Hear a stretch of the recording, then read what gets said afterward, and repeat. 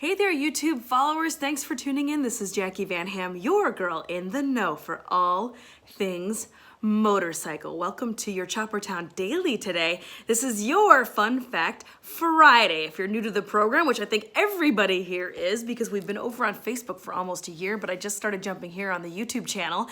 On Fridays, if I have the chance and I am at home, I like to go ahead and open up some of my encyclopedia books and talk to you about the history of some of these awesome motorcycles that you may or may not be familiar with. Thanks as always for tuning in. Please do go ahead, hit that subscribe button. Feel free to throw it in the comments. If you got anything to say, let me know where you're tuning in from. I always like to hear from you guys, but let's get started. So today for Fun Fact Friday, I wanted to go ahead and talk a little bit about an awesome brand that, again, you may or may not be familiar with. It's a little bit of a smaller brand, a little bit obscure, but it's super, super incredible race history and spectacularly beautifully designed bikes from our friends over in Italy, and that is the brand MV Agusta. So this past week has been a great show in Italy called EICMA in Milan. It is the world's largest motorcycle trade show. It is also a bicycle trade show at the same time, and it's absolutely huge and awesome and a great time. And this year I've been cruising all of the incredible photos from it. I did a show on Wednesday talking to you about some of the awesome things going on over there. But for today, I wanted to go ahead and talk to you about MV Agusta because, again, while we were talking about EICMA, this caught my eye. This is the brand new MV Agusta Super Veloce 800, and this ultimate just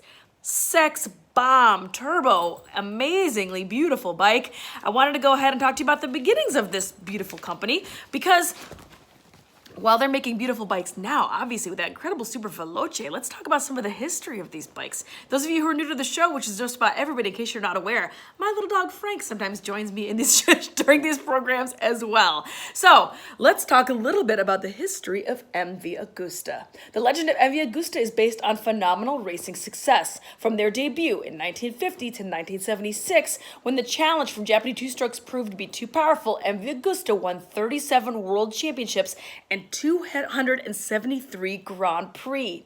In 1958, 59, and 60, MV won every solo championship. MV Agusta won its last world title in 1974 and its last Grand Prix in Germany in the 1976 season.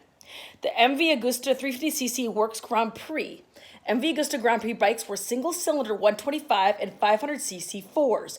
The 350cc version of the 4 was built in 1953 but did not achieve a notable success until 1958 when it won the first of 4 successive world championships. So that's that awesome 350cc MV Agusta.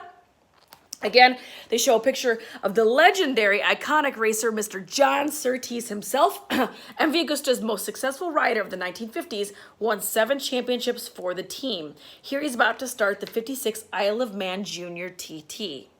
So that's some of the beginnings of the race history of MV Agusta, as well as these incredible small displacement machines and some of their larger displacement machines that happened in the 60s and 70s. The primary business of the MV Agusta Group was and still is the manufacture of aircraft. Motorcycle production began only after the Second World War but continued for 30 years.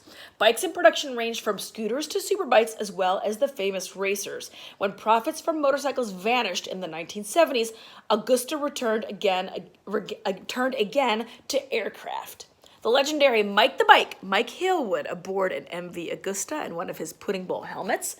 The legendary Mike Hillwood making his racing debut on a 250cc MV Agusta.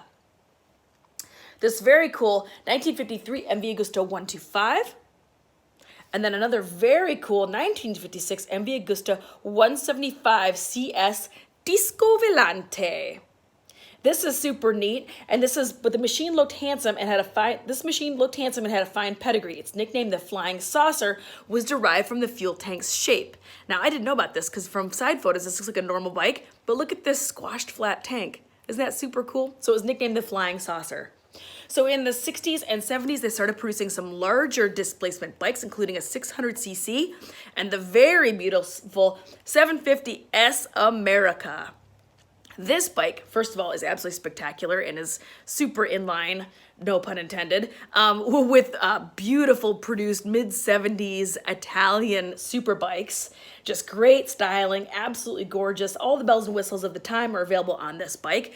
But that same bike in a little bit different livery and a little bit different color scheme makes my list of top 5 all-time greatest motorcycles that I would love to have in my garage, and that is the MV Agusta S in the red, white, and blue paint scheme. To me, that is just such a beautiful, stunning, iconic machine, super rare, very collectible.